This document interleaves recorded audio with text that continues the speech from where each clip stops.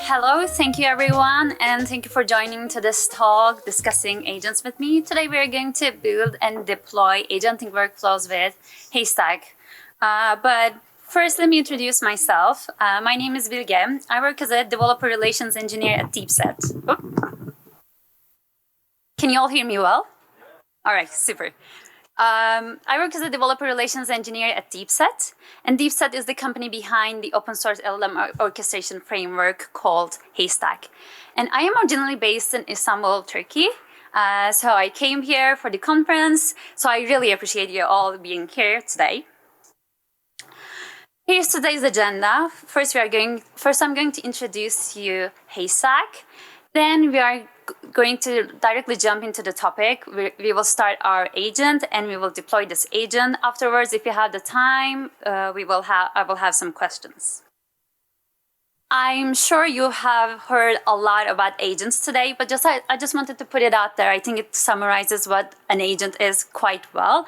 Basically, an agent is an LLM-based autonomous system that might have access to a memory, some tools, but the key point is it needs to be able to plan the actions to reach a goal, and it needs to be able to take those actions. So let's keep that in mind when we are building the agent and when we are thinking about the agents. All right, a little bit about Haystack. As I said, Haystack is the open source LLM orchestration framework by DeepSet. It provides the tools that the Python developers need to build real-world agentic AI systems. And Haystack takes its power from its building blocks, components, and pipelines. So components in Haystack are smaller units. They only have one function to do. It can be for example, creating an embedding, generating text, maybe retrieving relevant information from your database, cleaning your document, converting files, you name it. And by connecting these components to each other, you form pipelines. But pipelines in Haystack are graphs. And to be precise, they are directed cyclic graphs. So this idea, pipelines being directed graphs, gives you a lot of flexibility. And with this flexibility, you can definitely control the data flowing throughout your application with branches, loops, and this also helps you a lot with the agentic behavior. We have talked about the components, so I said they only have one function, and this gives you a lot of modularity too. So you can just replace, for example, one retriever with another retriever to try different methods, or one generator with another generator to try different models out there. Haystack comes with a lot of built-in components and integrations. But if you think that you have a very specific use case, you have very custom logic that you want to incorporate into your application, or very specific tool that you use, you can easily build a custom component in Haystack and plug it into your pipeline without any problem. And this is actually what a custom component in Haystack looks like. Basically, it's just like a Python class. The only thing that you need to have is this component decorator and this run method. And run method can accept any number of inputs. And remember, this component is a node in our graph. So basically, imagine the nodes coming to this. Imagine the inputs coming to this node is for example, input 1, input 2, and it has the types of string here where I define in my run function. And as an output, it returns a dictionary. And for this one, it has the output key, again, in a string type.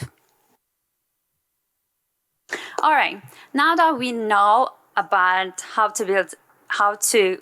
Haystack works, let's maybe start building our agent. So we said that LLM agents are LLM-based systems. That's right, but I think it takes a little bit more than large language models. And this is a quote from one of our community members. He says, agent involves a lot more work than expected, and 90% of it's pure engineering. Nothing really to do with LLM, but it is how to blend LLM into an agentic workflow that makes sense. And I kind of agree with him, because in the end, yes, you need a powerful large language model, but you cannot just build an agent with that LLM. You need to understand how you want to structure this agent, and you need to also have the tools that helps you when you are creating that agent. So let's see it over an example. So today we are going to build a GitHub issue resolver agent. And this agent will take a GitHub issue URL. And imagine like open source projects like Haystack, they have open issues on GitHub. And what I want from this agent to get this issue URL, read the comments on that issue, and come up with a plan, come up with instructions on how to solve this issue. And of course, like for that, it needs to navigate through the repo and understand the code base.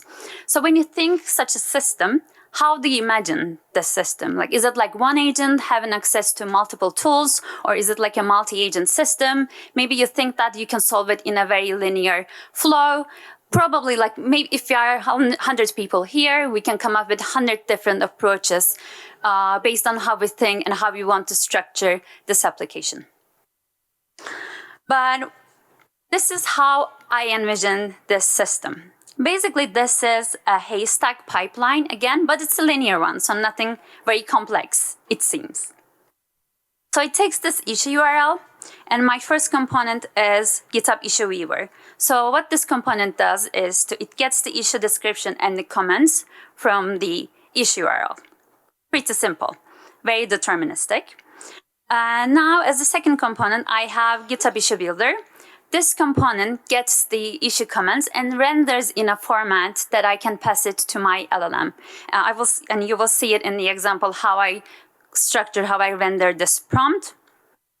And as the third component in my pipeline, I am using actually the agent component that we have in Haystack. And this agent component is actually a tool calling agent. It can accept tools, and it can like do function calling, get the results, and return the results. So basically, it's a tool calling agent, and it will use the Anthropic's 3.7 Cloud Sonnet model. It will have access to two tools. First one is GitHub repository viewer. So my agent will use this tool to iterate over the repository, to read the files, to find the relevant information from the code base. And of course, it will do it iteratively and recursively. And the other tool is GitHub comment writer, but this is a very simple one. So once my agent is ready to send this comment to GitHub, it will use this tool to basically use the GitHub API to put it into the issue. And in the end, I started with an issue URL. I did a lot of things, but in the end, what I get is a new GitHub comment on the given issue. All right, before we go into the other step, let's try to do it live. So this is the repo. You will have the link at the end of the presentation, so you will be able to replicate all the code. But what I did here without showing you is just I pip installed the required dependencies, and I put my API keys for Anthropic and GitHub. So nothing very different. So let's take a look at the components that I need to use, that I need for this agent. I have three components actually. The first one is the issue viewer. As I said, this is a custom Haystack component. It starts as a Python class, but it needs to have this component decorator on top. And how this works is like, let me scroll to the run function of it to see you the details. Basically, it gets the URL as a string and returns a list of documents, where each document in that list is actually the issue description or the comment in that issue. So it's pretty straightforward. The second component that I want to show you is the repo viewer. So this is the component that I will use as a tool for my agent. Again, it's a Python class with the component decorator. And if I scroll down to its run method, here it is. It will accept a path, repo, and branch, repo and branch are optional parameters. And again, it will return a list of documents. So how this component works is if it gets a path in my GitHub code base, and if this path is to a directory, it will return every item in that directory as a list of documents. And this, like, the items in that directory can be files, it can be also subdirectories. So it will have all the information in this list of documents so that it can iterate over it later if it wants to explore the code base further. But if this path is showing to a file, then what I get as a list of document is the file content. The last component that I want to show you is the issue commenter component. As I said, like, this is just a component to post comments to the GitHub issues. And let's take a look at its run method. I'm just showing you the run method because the other methods are just like helper functions to make this components work. So here it gets the URL, the main URL, and the comments that my agent generated, and in return it gives me a success status and the comment itself. All right, now we have the components. So if you take a look at this graph again, so I showed you this issue viewer, I showed you this GitHub repository viewer, and GitHub comment writer. So now we can, I think, go ahead and create our Haystack pipeline with these components. All right, so what I do is I initialize my GitHub issue viewer component. Then to create the prompt with the comments coming from this component, I use this template. So if you take a look at it closely, you can notice that it's following the Jinja 2 syntax. Basically, it means that it can have variables in it, it can have for loop, if statements, and this gives you a lot of flexibility when you are creating your prompt in your application. And I give that prompt to my chat prompt builder as a user message. I will provide the system message later on. Then I can start creating the agent component. For my agent component, I need the chat generator. So this will act as the brain of my agent. And in order to do that, I will define Anthropic chat generator with Claude 3.7 Sonnet model. And as the next step, I will create my tools. But remember, I already created components for them. And in order to create those components into tools, I have this component tool class. And what this class does is, if you remember from the previous presentation, or if you ever done function calling, in order to do function calling with large language models, you need to give the function, but you also need to give the description. You need to give the name, you need to define the parameter schema. But this component tool handles all the complexity for me. Basically, it generates the description from the doc string of my component, and it generates the parameter schema again from the parameters of my component. So I don't need to deal with all of these if I define my component very clearly. So I don't even need to define the name here, but I just did it. And so I convert my GitHub repository viewer component into a tool so that I can give it to my agent. And I also do the same for my GitHub issue commenter tool. So I use component tool to convert into a tool for my agent. Now my agent component, I pass that chat generator, so the brain of the agent. I provide my system prompt to my agent. The system prompt itself is also in this repo, but it's a very long one. It gives a lot of instructions on how to use the tools and how to basically create the prompt, how to create the comment, because I want this comment, like the resolver comment, to be in Markdown format. So you can take a look at it later. And as the tools, I provide the tools that I just defined here. There's also a very nice parameter exit condition for my agent, because of course, my agent can decide when to stop, but I can also say that every time you use, when you decide to use this write GitHub comment tool, so basically the tool that I use to put these comments up to GitHub, just stop there. I don't need you to iterate over and over again. You deciding using that tool is enough for me to stop. And yeah, now I have everything I need. I just initialize my pipeline and say that it's issue resolver, and I add all of these components one by one to my pipeline. But now, like my pipeline, imagine like I have all the nodes, but they are not connected to each other. So here what I do is I connect, for example, issue viewer documents output to my issue builder documents input, and for my issue builders prompt to my issue resolver agents messages. So I create the edges between my nodes.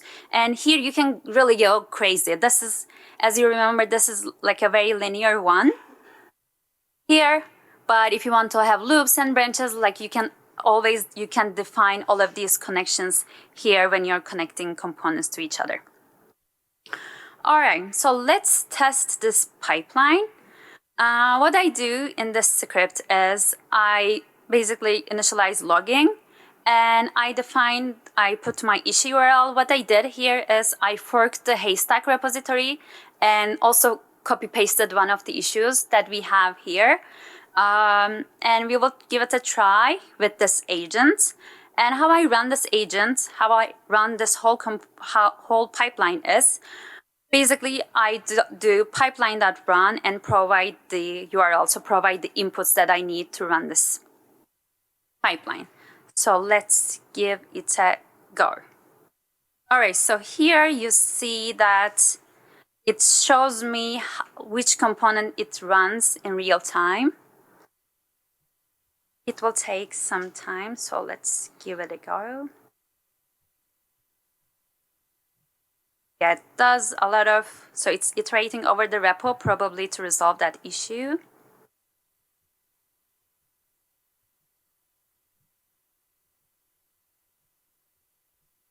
Hopefully it's gonna work. Live demos are always scary.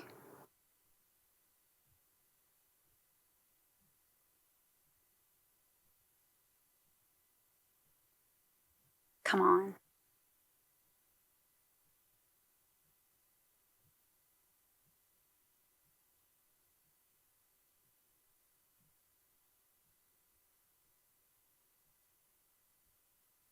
Yes, it stopped. So just print me the output.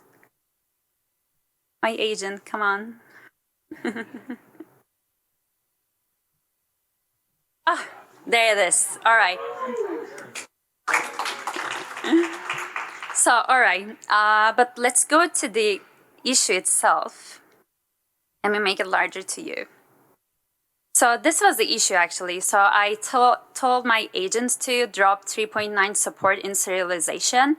And I just said like drop greater than or equal to Python 3.9 checks in type serialization. So like not much instructions. So what my agent did was it went through the whole Haystack repository, tried to find the relevant files through like iterating folders and folders and folders.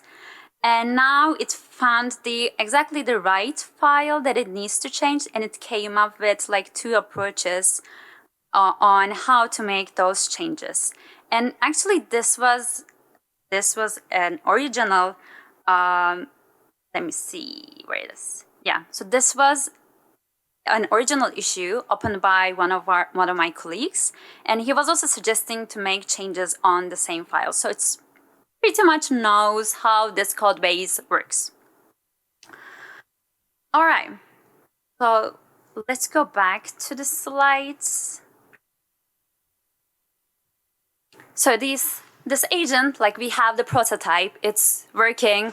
Maybe we can make some adjustments. Maybe we can have like a shorter prompt. Of course, like we can have lots of iterations on this first implementation. But in order to take this prototype into production, we need one more step that is called deployment. And for that, we have a solution in Haystack, and that is called Hayhooks. Hayhooks is a tool to deploy and serve Haystack pipelines as REST APIs. Basically, it simplifies how you wrap pipelines with custom logic and expose them as HTTP endpoints. And among these endpoints, you can also do like OpenAI compatible chat completion endpoints. That becomes very handy if you want to connect your application to a user interface like OpenWeb UI. And it also comes with the fast API documentation, so we will also use that one. So let's go ahead back to our demo and deploy this agent, right? Shall we? All right, so what I'm going to do is to first, under this deployment folder, I have my pipeline wrapper. And this pipeline wrapper will basically act as a handler between my pipeline and the HTTP endpoint. And here what I do is to basically, I just run the same pipeline. I just call this run method of my pipeline in this pipeline wrapper. And here I define, like, I want this endpoint to accept a URL in string format. And I want this to also output a string. And this is also how I implement my run API method. And this is the only thing that I need to deploy this agent pipeline. Now, what I need to do is to start my Hayhooks server. So I do Hayhooks run. All right, so it says me that like my server is running on my localhost 1416. Now let me go to other terminal and let me deploy this. So in order to deploy this, I say Hayhooks pipeline deploy files. Then I say the directory where my pipeline wrapper lives, and then I give a name my endpoint. So let's deploy it. All right. Now it says like it's successfully deployed. So let's go back here and find my Swagger. Yes, it's here. So you'll see like all the endpoints that I have right now. But what I'm more interested in is this one, this GitHub agent run. This is going to be my endpoint to my agent. So what I'm going to do here is I will find myself another issue, again, a real one. So this is about extending the functionality of the document cleaner component that we have in Haystack. And it has this like description from another colleague, and it also has another comment here. So what I did is I created a replication of the same issue under my Haystack fork. It's just not to mess with the discussion happening in the main repository, because I'm directly commenting to the GitHub repo. All right, so let's copy the URL. Let's go to our Swagger and put it here, and then execute. And what I actually do here is it's like a UI for me, but I could have done the same with just the curl request. So because now I have a web server running here on my laptop, so it's pretty easy for me to connect to my agent and run it like outside my IDE, outside of my Python notebook, or for example. All right, here it's again loading, but if I go to my server, so where I started Hayhooks run, I can again see the logs. And right now I only see the components running. Oh, well, this one was very fast, but let me go through the logs.